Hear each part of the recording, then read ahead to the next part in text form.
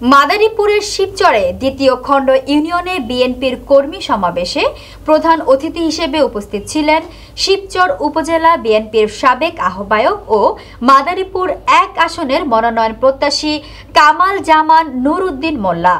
বঙ্গ টিভির staff reporter Nazmul হোসেনের তথ্যচিত্রে বিস্তারিত। এ সময় তিনি বর্তমান অন্তর্বর্তীকালীন সরকারের বিভিন্ন দিক নিয়ে কঠোর সমালোচনা করেন। শনিবার ১৩ সেপ্টেম্বর বিকেলে দ্বিতীয় খণ্ড উচ্চ বিদ্যালয় মাঠে ইউনিয়ন বিএনপির জনসভায় প্রধান অতিথির বক্তব্যে কামাল জামান মোল্লা বলেন, নির্বাচনের বেশি দেরি নেই, তাই এখন থেকে বাংলাদেশ জাতীয়তাবাদী মতাদর্শী সকলকে ঐক্যমত হতে হবে এবং জনগণের দ্বার প্রান্তে সকলের কাছে ভোট চাইতে হবে। আসন্ন জাতীয় সংসদ নির্বাচনে তারেক রহমানের নেতৃত্বে দুর্নীতিমুক্ত সুন্দর বাংলাদেশ গড়তে হবে। এ সময় অন্যান্যদের মধ্যে বক্তব্য রাখেন বাংলাদেশ জাতীয়তাবাদী দল বিএনপির যুগ্ম আহ্বায়ক সোরহাব হাওলাদার,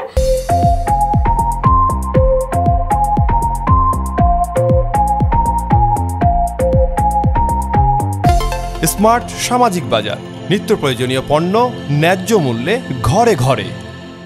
যুগ্ম আহ্বায়ক মুজিবুর রহমান, মাদারীপুর জেলা বিএনপির সদস্য আতিকুর রহমান, শাহজাহান সাজু মোল্লা, যুগ্ম আহ্বায়ক শিবচর উপজেলা বিএনপি, শিবচর উপজেলা বিএনপির সাবেক সাংগঠনিক সম্পাদক আজমল হোসেন সেলিম খান, শিবচর উপজেলা বিএনপির যুগ্ম আহ্বায়ক শহীদুল ইসলাম, যুগ্ম আহ্বায়ক শাহাদাত হোসেন খান, শিবচর উপজেলা যুবদলের সাবেক সাধারণ সম্পাদক সাইদুজ্জামান জামাল ব্যাপারী, শিবচর উপজেলা বিএনপির নেতা তাজউদ্দিন মোল্লা সহ বিএনপি ও অঙ্গ সংগঠনের নেতৃবৃন্দ।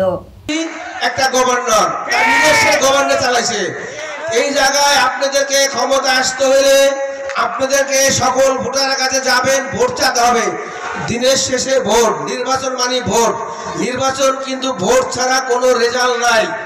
আপনাদের সকলকে অনুরোধ করি, আপনারা প্রত্যেক দিন যে গ্রামে বাজারে গঞ্জে ঘরে ঘরে গিয়ে ভোটের কাজ দিতে হবে। তা বর্তমানে সরকারের কাছে আমরা ভালো কিছু আশা করতে পারি না। আমরা চাই আমাদেরকে সতর্ক থেকে, আগে 18 বছর আন্দোলন করেছি, নির্বাচন পর্যন্ত সবাই সতর্ক থাকতে হবে, একত্রিত থাকতে হবে, একসাথে মিলেমিশে থাকতে হবে। যদি আমাদেরকে রেজাল্ট ঘরে আনতে হয়, বিএনপিকে যদি আল্লাহর রহমতে ক্ষমতা দেখতে চান, আপনারা জানেন আমাদের প্রিয় নেতা তারেক রহমান সাহেব 18 বছর ঘুমান না, 18 ঘন্টা আমাদেরকে সময় দিয়ে সে সুসংগঠিত করে আন্দোলন সংগ্রামে ফ্যাসিস্ট শেখ হাসিনাকে বাংলাদেশ থেকে বিদায় করেছে।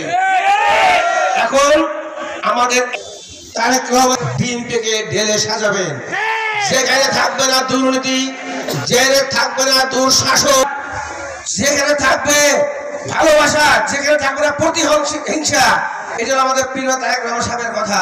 ইনশাআল্লাহ তারেক রহমান সাহেব আগামী এবং এই স্বৈরাচার সরকারকে পতনের জন্য আমরা আমাদের ন্যায্য দাবির জন্য আমরা সংগ্রাম, এই দেশের জনগণের ন্যায্য দাবির জন্য আমরা সংগ্রাম আন্দোলন করে দীর্ঘ 17 বছরে আমাদের বাংলাদেশ জাতীয়তাবাদী দল বিএনপি প্রধান অতিথি জনাব কামাল নুরউদ্দিন মোল্লা, যিনি আপনাদের প্রাণের মানুষ, যিনি আপনাদের কাছের মানুষ।